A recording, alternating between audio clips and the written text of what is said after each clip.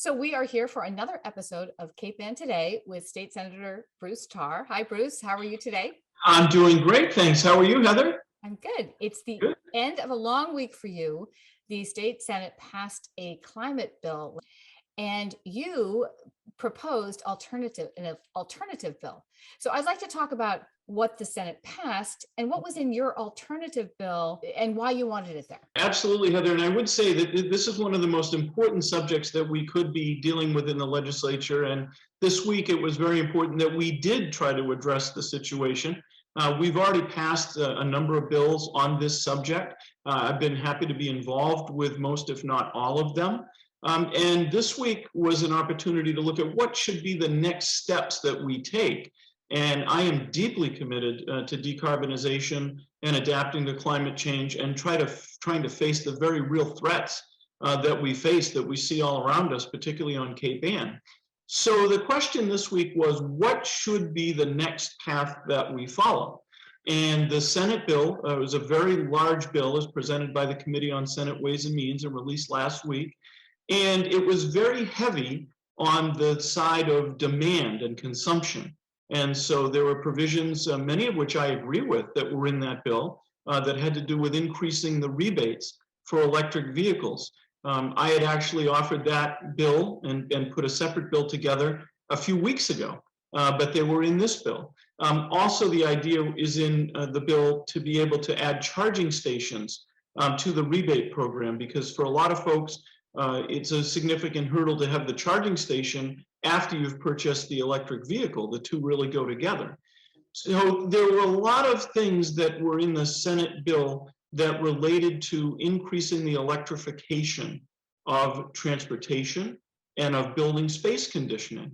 And the reason for that is that those are two of the areas that we see the most contribution of still to carbon emissions. We've been able to work on a lot of other things, but particularly the transportation sector, it's been argued that it's responsible for as much as 40% of our problem. And so the Senate bill looked at some of those things, and there were 155 amendments filed to the bill. So there were a wide range of things that were considered, and a number of amendments that were adopted in the bill, including several that I offered. But the difficulty with the bill is that it did not focus on the other half of the equation, and that is being able to supply the demand that we're creating. And part of that issue is trying to make sure that we have a good grid and a good transmission system, because that grid is going to have to supply electricity to all of the increased load that will result from electrifying vehicles, space conditioning, our public transportation system. All of the things that we would like to move to an electric basis will need to be supplied. That's number one. The second piece is we need to make sure that we have an adequate transmission system to be able to get power to where it needs to go. And that's really twofold. Number one is the main transmission system, and then there are local distribution issues of trying to get the power into our homes. And so from my perspective, we made a mistake in the Senate in terms of focusing only on the consumption piece and not enough on the supply piece, when we should really be doing both. And so that was a major issue of contention, and that's why I offered an alternative to try to get at the issues of supply and transmission, as well as getting at the issue of trying to have more consumption in terms of our vehicles converting to electrification and our homes using heat pumps and other kinds of things rather than using fossil fuels for heat and space conditioning. And so one of the things that we had to figure out is we only have until the end of July in our formal session to pass a bill. And the House has sent us a very limited bill. And so if we try to have a very broad bill with all manner of things, it will bog down the negotiation with the House, and we do have to have that negotiation, and it will limit our ability to actually finish the negotiation and get something to the governor's desk. And so I've been very, very concerned about this. And the other thing that's been particularly concerning to me is the Senate bill did not include any advancement of the idea of carbon sequestration. And I think you and I have talked about this before, but I was introduced to this concept by a Cape Ann resident, by Harry Hintian, who started a nonprofit organization to be able to use natural resources to absorb the carbon that's in our atmosphere. And this is very important, Heather, because carbon sequestration has the ability to take existing carbon out of the air. It's a game changer, and yet it was not in the Senate bill. And so I put together an alternative that did the same kind of rebates that were in the original bill, that looked at some of the same kind of changes to allow, for instance, agricultural land to be used more for solar generation and wind generation. There were many similar things, but there were some that were different. And those differences focused on trying to modernize the electric grid, trying to identify more sources of supply, trying to make sure that we accelerate efforts at storage, because one of the major challenges that we face is the absence of hydroelectricity in large amounts from our portfolio. We had been trying to contract for hydroelectricity being generated in Canada, in the maritime provinces, but the transmission line that was to be used to accomplish that has essentially been rejected by voters and legislators in Maine.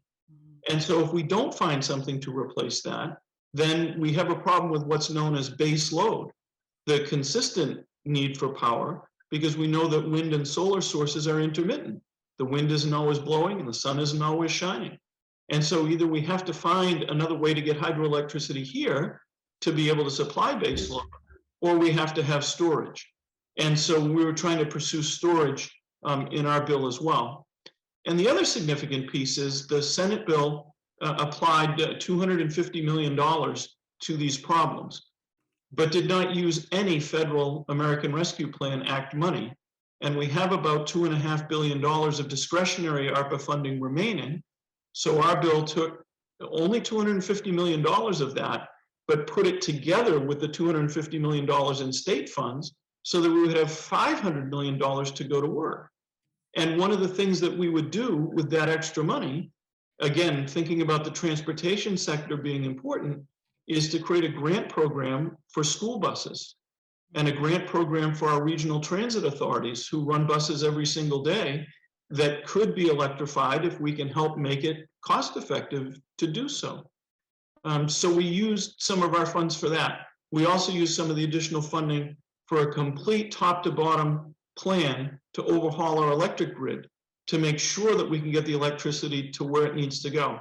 And I could go on for a while, but I won't. But suffice it to say that, in essence, all of the members of the Senate were actually on the same page about needing to go further. The question was how to do it, and how to do it also so it doesn't create economic hardship for ratepayers and consumers.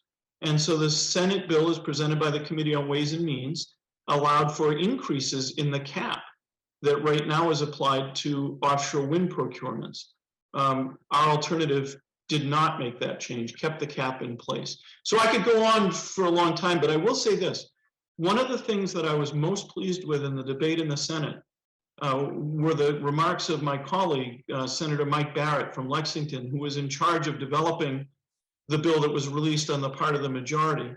And he gave a very eloquent soliloquy at the beginning of the debate about how Massachusetts is unique because in our Senate chamber, both parties came to the table with ideas on how to reach our shared goals.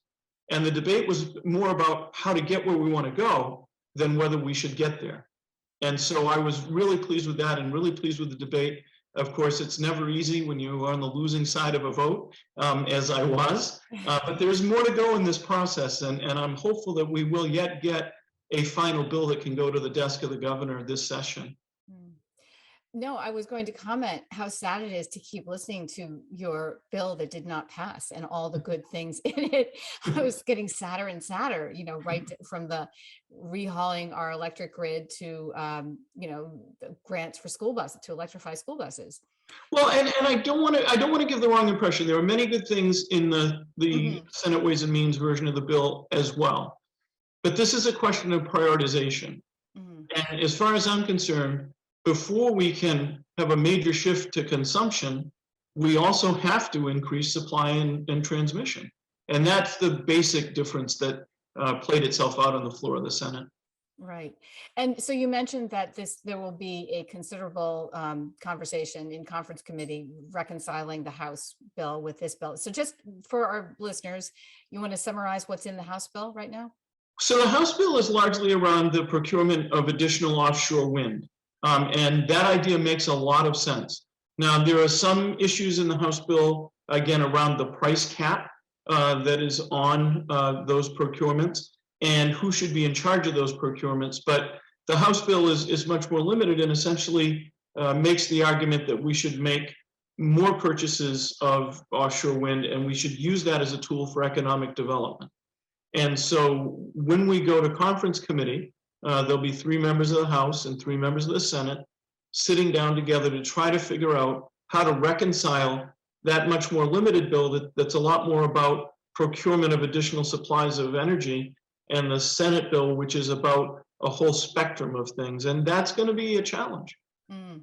Would you paraphrase, or not paraphrase, would you be able to identify the House bill as also moving things down the road? Because that's how the Senate bill was described. There's no question about that. The House bill moves us along the path of being able to secure more offshore wind.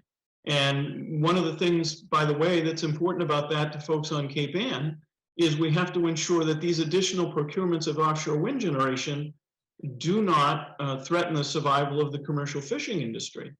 And so I would give credit to our state representative, because in the House version of the bill, she was able to insert provisions around mitigation and around how to help the commercial fishing industry.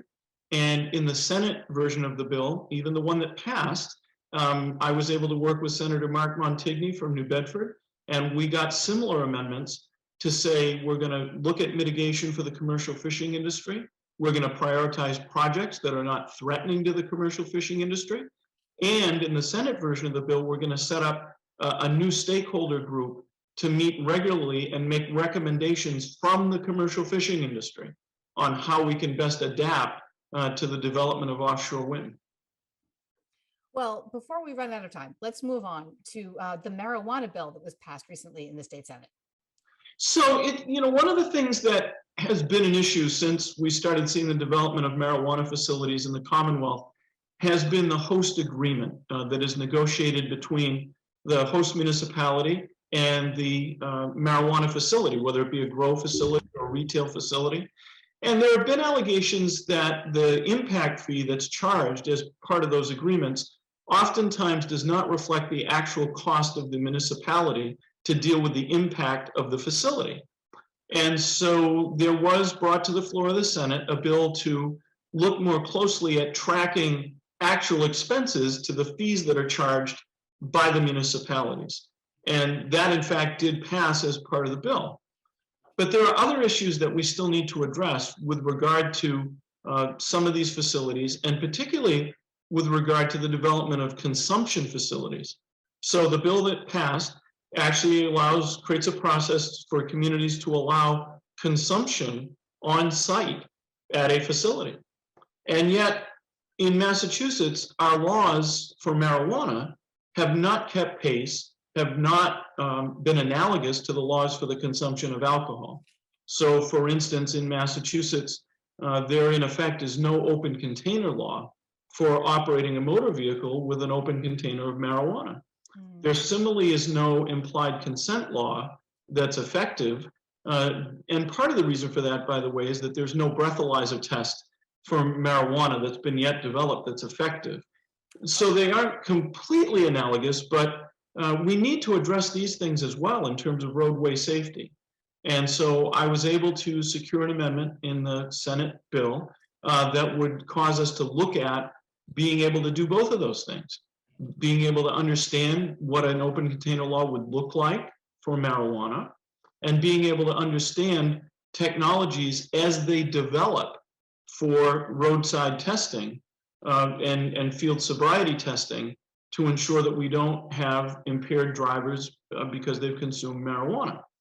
Now, the important part about the commission, and it's broadly representative, not just with members of law enforcement, is that it will continue to meet and issue annual reports. So as the state of technology changes, this commission will be able to look at that and make reports to the legislature and to the administration about what we can do to keep our roadways safe and to achieve something that was emphasized a lot during the discussion about adoption of the original marijuana law, and that is treating marijuana the same as alcohol. So if we're going to do that, we need to make sure that we have similar laws around roadway safety. And again, it is not an exact comparison because they are two different substances, but we do need to find ways to make sure to keep our motoring public safe and folks who are on the roadway safe. Mm. I always ask this question because I always think about it. What are they doing in other states? Do they treat marijuana and alcohol with similar legislation? The answer to that is that they're all over the board in terms of looking at these different issues. And I like to think of Massachusetts as being particularly highly evolved with regard to the state of our laws and our jurisprudential system. And so I would say that we perhaps have given this a bit more thought, but have still not come to conclusions than other states. But I could not give you, as we sit here right now, a good synopsis of where the other states are. Hmm. Well, you are working on something called Cape Ann Works, and I know you have great partners in this. Tell us what's going on there. Well, I'm really proud of what's happening with Cape Ann Works, and it really came out of a discussion that happened a few months ago, where a group of us were talking about the fact that Cape Ann, like the rest of the country, has employers that are having a hard time finding employees. And it's particularly a problem during the summer months because in the summer months, a lot of our seasonal businesses like restaurants have an even higher demand for help for employees than they do the rest of the year. And so Michelle Brown from Rockport, well, who works for Rockport, came up with the idea that maybe we could engage the student visa program to see if we could get some international students coming to Cape Ann for the summer when we have the highest demand. And from that has grown an entire program with lots of partners. So the Cape Ann Transit Authority, looking at being able to provide bus passes, Gordon Conwell Seminary and Gordon College being able to provide housing in dorms that aren't used in the summer, and just a whole host of partners that have come forward in terms of things like the YMCA being able to offer reduced rates for participants in the program. And one of the things that we talked about early on is that we ought to do something for local students as well. This ought not just be something for international students. And so Cape Ann Works will now host a website where local employers will be able to post job listings and students will be able to match to those job listings, and they'll be able to get the kind of summer employment that they might be looking for and also help out a local business. And along the way, everybody that's involved in the program, we're hoping to host at some events that will allow exchange between international students and local students. We're hoping to have some guest speakers that will address topics of interest. And we're hoping to assemble an array of what we call works perks for all the students to be able to get discounts at local businesses and other kinds of special amenities. And this is really a program that's gone from 0 to 60 in a very short period of time, in large part thanks to Michelle Brown, Peter Weber and the Cape Ann Chamber of Commerce. The folks at Beauport Hotel have been very helpful in trying to help us understand this because they've had some experience with it in the past. But it really is pulling a lot of folks together, and we've gotten great support from our two state representatives on Cape Ann, Jamie Belcito and Ann Margaret Ferranti. So on Tuesday, which is probably the evening of when folks will be watching this, we're going to have a launch for the business community at the Beauport Hotel to be able to tell folks all about the program and invite their support. And what's interesting is that we originally were wondering whether or not we were too late to get international students. And we're actually working with a program, a company that works with the State Department to try to facilitate international students coming here. And at this point, we are over 40 international students that are coming. And I am told, and I'm not sure if this is confirmed yet, but I'm told there's also the possibility that we could be getting some students from Ukraine. Oh, So there is a lot happening with this program, and I really encourage folks to understand it, learn about it. And my understanding is that 1623 is going to be with us next Tuesday night, and we hope folks will be able to tune in if they can't be there in person. well, I hope so. It's certainly a worthy thing to cover, that's for sure. And what a simple idea, and yet no one came up with it before. That's so great to have a website, one central website for employees, people looking for work and people needing workers. Yeah. Yeah. Well, we're pretty excited about it, and we're excited about the fact that it is simple, but it's powerful, Oh, and it will give a place for students to go and really think about what they're interested in, and hopefully find an employment opportunity on the website, and have a great summer that maybe they wouldn't otherwise have had in terms of employment by using the website. right. So are you mainly thinking about college students and predominantly from Europe? Where are they coming from? Well, so we're thinking about actually both. We're talking about high school students and college students in terms of the local workforce. But in terms of the international workforce, we're thinking primarily of college students. Mhm. And there, as far as I know, there are quite a few that are scheduled to come from Europe. I think we have a number coming from Spain. And I can't speak to this with a lot of authority because the makeup of the composition of the group has been changing, but we do know that there'll be a significant number coming, and we look forward to welcoming international students from all over the world to see what's special about Cape Ann, to be able to help our local employers, and at the same time, being able to give students a great experience. Yeah, it's just a wonderful idea. It really is.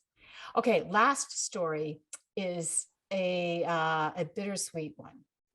You recently were involved in a bill that was passed called Nero's Law, right? That's correct. So we had this week a ceremonial signing of Nero's Law. It actually been signed into law by the governor back in February when the House and the Senate passed it and sent it to his desk. But a ceremonial signing is an opportunity for folks to get together and celebrate the passage of a piece of legislation.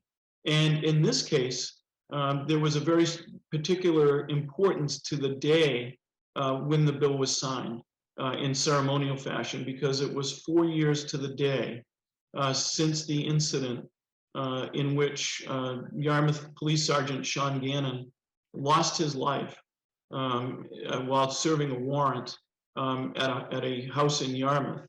And Nero was his canine officer. And a number of officers went into the home. Officer Gannon was fatally shot. Nero, in trying to defend the officers and in trying to assist, was also very seriously injured with gunshot wounds. And unfortunately, with Nero in such bad condition, he could not be transported in an ambulance because the state law, up until now, has forbidden a dog, particularly a police dog, from being transported and being treated by emergency medical personnel. And so, fortunately, some very quick-thinking members of the Yarmouth Police Department actually put Nero in a police cruiser. And without any kind of medical support that you'd like to have in an ambulance, Nero was brought to the veterinarian, and I am very pleased to report that Nero survived. And in fact, he was with us at the bill signing. But unfortunately, Sergeant Gannon did not. And so his family were with us at the bill signing, and particularly his mother, who spoke so eloquently about the loss and about the legacy of her son. Officer Gannon's, Sergeant Gannon, I'm sorry, his wife was there, and they have adopted Nero. And so she is the custodian of Nero now. And it was bittersweet. You, I think, used absolutely the right terminology, but it was an important time to remember that there are people like Sergeant Gannon who every day put themselves in harm's way to protect our public safety. And it was important to remember that sacrifice, the ultimate sacrifice that was made by Sergeant Gannon. And at the same time, to think about the fact that for all the negativity and the tragedy of this story, something positive is happening and has happened, and that is that if, God forbid, that situation happens again, that a police dog will be able to be transported in an ambulance and treated by emergency medical personnel, as long as that does not preempt treatment of a human being. All right, we will see you soon. Thank you. Look forward to it. Interested in a sponsorship? Email sponsor@1623studios.org to learn more.